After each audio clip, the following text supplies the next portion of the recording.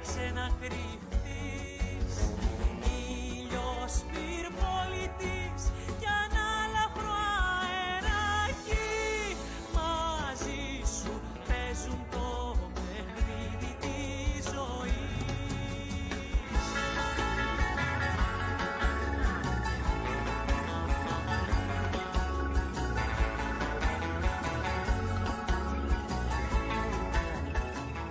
Είναι κοντά μας η Μάρθα Φριτζίλα. Μάρθα, πες μας τι θα γευτούμε σε αυτόν τον υπέροχο χώρο εδώ που εμφανίζεσαι. Για πες μας.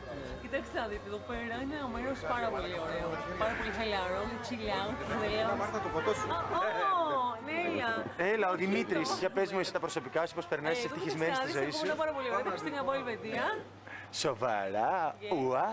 Ελβετία με φίλους για σκήξες, είναι το αγαπημένο μου άθλημα.